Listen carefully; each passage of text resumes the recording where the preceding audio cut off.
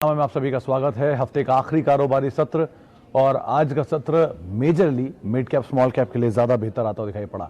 Strong buying mid cap small cap में रही, rather 2-2.5% तक का उछाल इस पूरे इंडेक्स में रहा और फ्रंट लाइन में इतना एक्शन नहीं था जितना मिड कैप में आज मूवमेंट देखने को मिला।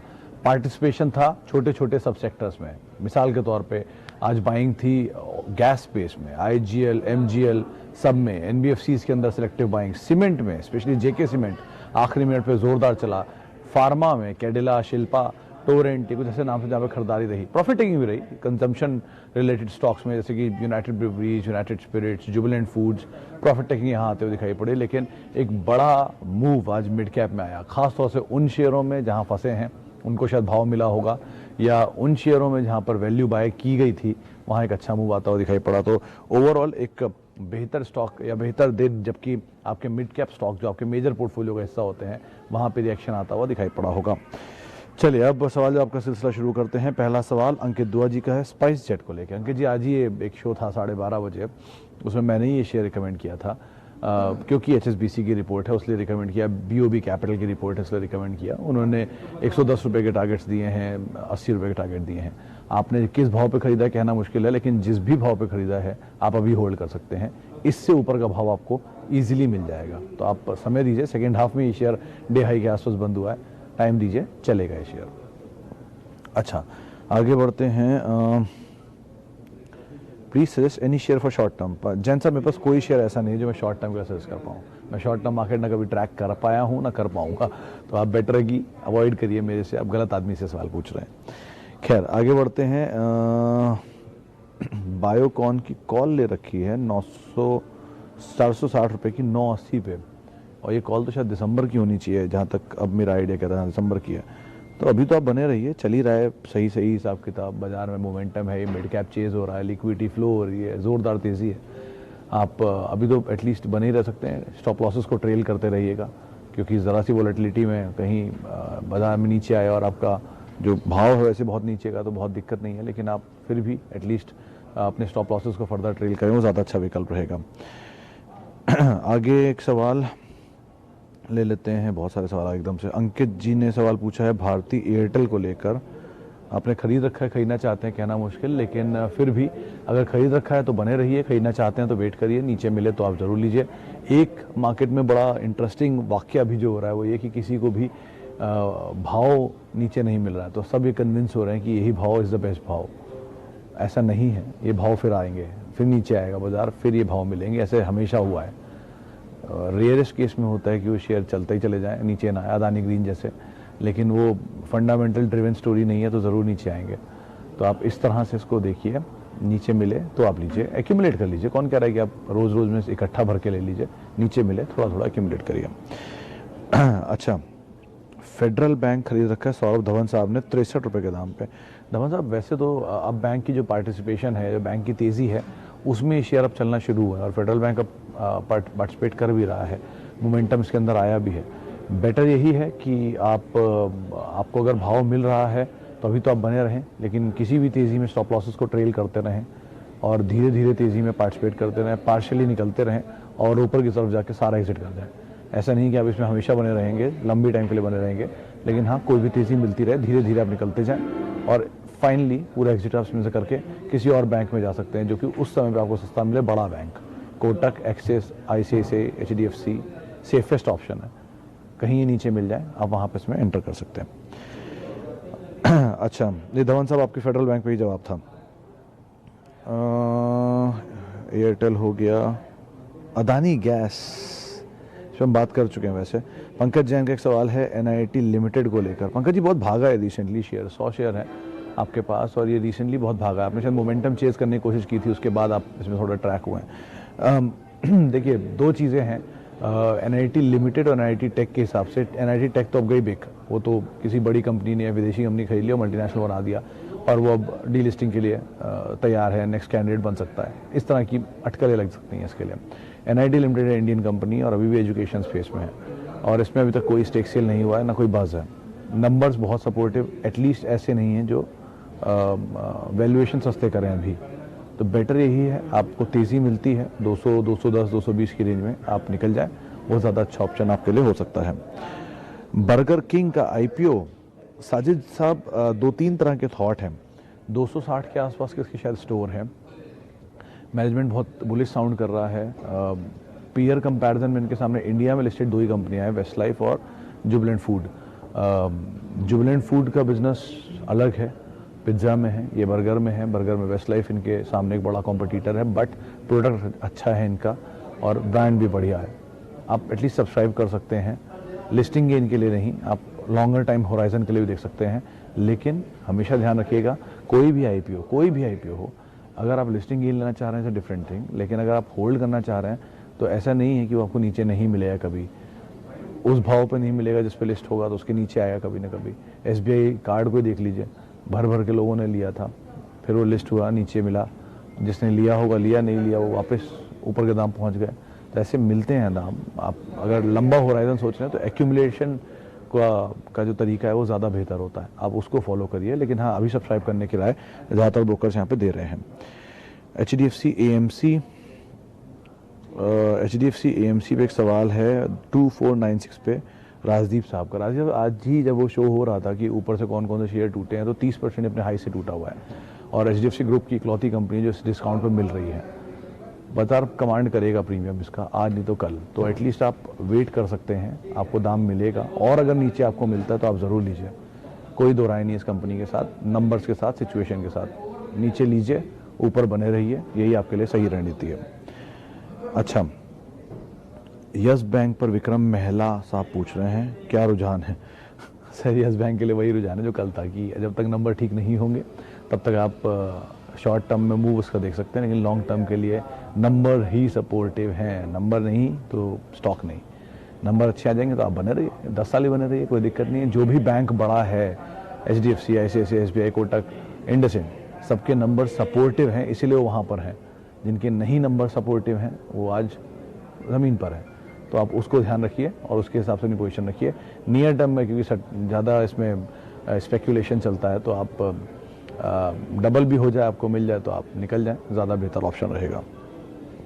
अच्छा, डाबर 480। अरे अक्षय मित्तल साहब, बड़ा ही क्रूशल सवाल है आपका। आपने पूछा है कि डाबर 480 पर है, इसमें से निकल जाऊं और अदानी गैस एंड इन्फोसिस खरीद लूं 1 साल के लिए। देखिए अक्षय जी, डाबर के प्रोडक्ट आप जानते हैं, 100 साल के आसपास की हिस्ट्री है। डॉक्टर बर्मन ने बनाया था, जिनके नाम पे इसका नाम रखा गया डाबर, डॉक्टर बर्मन डाबर। खैर, लेकिन कंपनी के प्रोडक्ट आपको पता है, मासिव यूटिलाइजेशन आपने देखा उसका। Pharmaceutical related, health related products में कंपनी है और FMCG में भी इंटीग्रेट कर रही है। बहुत अच्छी कंपनी है, कोई दो राय नहीं है। ऑल टाइम हाइस पर आपने शायद खरीदारी की है, थोड़ा नीचे आ गया, पैनिक में आ रहे हैं। अदानी ग्रीन प्रोडक्ट आपको शायद पता भी नहीं होंगे क्या करती है। अदानी ग्रुप की है और एक तरफा बहुत चली है, चली नहीं बहुत चली है। ड्रीम रन दिखाया है इसने, और वो ड्रीम रन किसी फंडामेंटल आधार पर नहीं है। और हो सकता है यहाँ से और 5-10 सर्किट और मार दे, 20-25 सर्किट और मार दे, लेकिन अभी तक कोई सब्सटैंशियल नंबर से सपोर्ट नहीं कर पाया। प्रेज भी है, ग्रुप का भी डेट बहुत ज़्यादा है, करीब 1.5 लाख करोड़ का ग्रुप पे डेट है। अवॉइड, किसी भी हाल में डाबर से निकल के इसमें मत जाइएगा। इन्फोसिस एक अच्छा विकल्प है जिसको आप देख सकते हैं, लेकिन आप नया पैसा उसमें डाल दीजिए। डाबर से क्यों निकल रहे हैं, डाबर में भी रहिए और नया पैसा इन्फोसिस में डालें, लेकिन अदानी ग्रीन को स्ट्रिक्टली अवॉइड करिएगा। नीचे मिल जाए तो बात अलग है, अभी मत करिएगा। अच्छा, आइनॉक्स लेजर सर, आज ही पंकज जी, आज ही आशीष ने रिकमेंड किया है। 50% फॉल आ चुका है हाई लेवल से, सेकंड लार्जेस्ट मल्टीप्लेक्स कंपनी है, मेजरली गुजरात में इनका एक्सपोजर है। PVR के बाद बहुत अच्छे स्क्रीन इनके पास भी हैं, और जिस तरह इंटीग्रेट किया था तो टाइम ख़राब है, कंपनी ख़राब सोफा नहीं है। अब ये कंसर्न हो सकता है कि टाइम ख़राब में इस कंपनी में डेट इतना बढ़ गया कि कंपनी ख़राब हो जाए, तो बात अलग है। ये इंफ्रास्ट्रक्चर में हुआ था कि पैसे नहीं मिलते थे उन्हें, जिसकी वजह से उनके डेट बढ़ गए और वो बर्बाद हो गए। HCC, HDIL and all type की जो कंपनियां हैं। लेकिन इस कंपनी में अभी तक ऐसी सिचुएशन ख़राब नहीं है। डेट के फिगर के ऊपर आप नज़र रखिएगा, अगर वो हर क्वार्टर बढ़ता जा रहा है, इंटरेस्ट आउटगो बढ़ता चला जा रहा है, मल्टीप्लेक्स खुलने के बावजूद भी, तो सिचुएशन बिगड़ेगी। अभी के लिए एटलीस्ट आप बने रह सकते हैं। उसके अलावा कहाँ गए, हाँ, LIC हाउसिंग फाइनेंस पे शिव आनंद जी, आज ही यतिन ने इस पर खरीदारी के लिए बात की थी कुछ देर पहले। वो कह भी रहे थे कि डीलर्स यहाँ पे बायर ही देख रहे हैं। तो मीडियम टर्म, नियर टर्म हाँ बने रह सकते हैं, इन्वेस्ट कर सकते हैं। लॉन्ग टर्म के लिए बजाज फिनेंस, बहुत भागा हुआ शेयर है, नया हाई भी आज ने बनाया अपना ऑल टाइम हाई। तो आप उस तरह की कंपनियों को देखिए। एनबीसी में पीएनबी हाउसिंग एक अच्छी वैल्यू पर है, आप उसे भी देख सकते हैं, लेकिन ट्रिगर में चलते हैं सारे शेयर। कोई फंडामेंटल ड्रिवन मूवमेंट जो है वो HDFC type, Bajaj finance type शेयरों में ही ज़्यादा देखने को मिलता है। एलआईसी खराब नहीं है, लेकिन हाँ नियर टर्म मीडियम टर्म के लिए आप इसे यूज़ कर सकते हैं, बहुत टर्म के लिए लेके भूलने वाला नहीं है। अच्छा, मित्तल साहब ने क्लैरिफिकेशन भी दिया है कि अदानी ग्रीन नहीं अदानी गैस है। मित्तल साहब, लेकिन मेरी भी क्लैरिफिकेशन है कि वो ग्रीन हो या गैस हो, दोनों में एक ही जवाब है। आप अवॉइड करिए दोनों को ही, इस ग्रुप में ही अभी आप दूर रहिए। अदानी पोर्ट में फिर भी बिजनेस है, वैल्यू है जो चल रही है। डेट हाई और प्लेज, ये दो सबसे बड़े रिस्क होते हैं किसी भी स्टॉक में। अगर ये दोनों हैं किसी के साथ भी तो हमेशा रिस्क ही है। एशियन पेंट पे भी प्लेज है और डेट भी है, लेकिन साइज़ देखिए एशियन पेंट का और डेट का साइज़ देखिए, साइज़ देखिए प्रमोटर होल्डिंग का और प्लेज का साइज़ देखिए। यहाँ पर सिचुएशन उलट है। तो ऐसा ज़रूरी नहीं है कि डेट प्लेज ख़राब ही हो, कुछ कंपनियों में माइनर प्लेज डेट होता रहता है, बट प्रोडक्ट उनका क्या है, सिचुएशन क्या है, कितनी पुरानी हिस्ट्री है, बहुत सारी चीज़ों में डिपेंड करता है। फिलहाल के लिए आप दोनों को अवॉइड करिए। नीचे मिले तो आप कर सकते हैं ट्रेडिंग, ये ट्रेडिंग लाइक स्टॉक है, अभी इतना स्पेक्यूलेशन है इनमें, बट आपके सामने इन्फोसिस और डाबर हैं, आप उनको नहीं भूल सकते, तो आप उनको ध्यान रखिएगा। अच्छा, टाटा केमिकल 292 रुपये पर सुबिन तलवार साहब का सवाल है। Sir, Tata chemical in fact Tata group में ही, पूरे ग्रुप में करीब 14% का एक एवरेज रिटर्न आया है और पूरा ग्रुप पार्टिसिपेट कर रहा है। इंडिया का नंबर 1 ग्रुप वापस बन गया 14.5 लाख करोड़ की मार्केट कैप के साथ। Tata chemical individually one of the best chemical space में कंपनी है। आप रह सकते हैं बने हुए, लंबे टाइम के लिए भी रह सकते हैं और नया एक्यूमुलेशन भी लोअर लेवल पर कर सकते हैं, कोई दिक्कत नहीं है। अच्छा, इसके अलावा मन्नापुरम एंड टीवीएस दोनों आपने खरीद रखा है आरती जी, तो आप बनी रह सकती हैं। और आपने अगर नहीं लिया है, लेना चाह रही हैं, तो टीवीएस से बेटर ऑप्शन बाकी दो बड़े प्लेयर हैं, बजाज और हीरो मोटोकॉर्प ऑब्वियसली, और मन्नापुरम से बेटर ऑप्शन मुथूट है।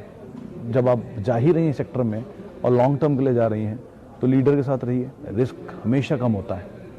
लीडर के साथ हमेशा रिस्क कम होता है। मतलब मारुति, बजाज, हीरो, ये ऑटो के 3 जाइंट हैं, इनके साथ रिस्क है लेकिन बहुत कम है।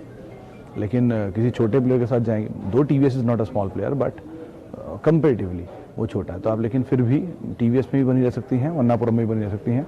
दोनों सेकंड बेस्ट हैं अपने अपने स्पेस के, बने रह सकते हैं दोनों में। अच्छा, एक रजत साहब, आपने सवाल तो पूछा है लेकिन मेरे को दिख नहीं रहा है, एक बार फिर से सवाल पूछ लीजिए, मैं जवाब देने की कोशिश करूँगा।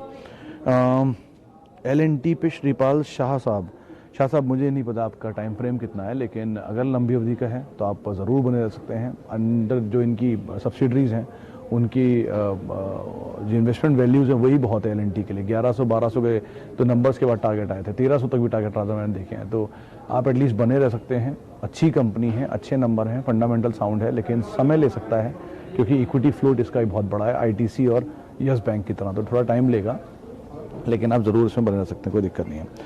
अच्छा,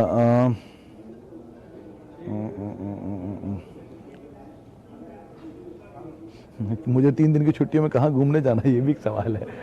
सर, और भी बहुत सारे काम होते हैं, वो भी करने हैं, खैर, लेकिन इधर ही बॉम्बे में वो कहीं नहीं जाऊँगा। अच्छा, इसके अलावा एक सवाल स्नोमैन लॉजिस्टिक पर है, 2 लोगों का, अक्षित प्रताप प्रजापति और सौरभ धवन, दोनों का सवाल है। सर, लॉजिस्टिक में blue dart is the best.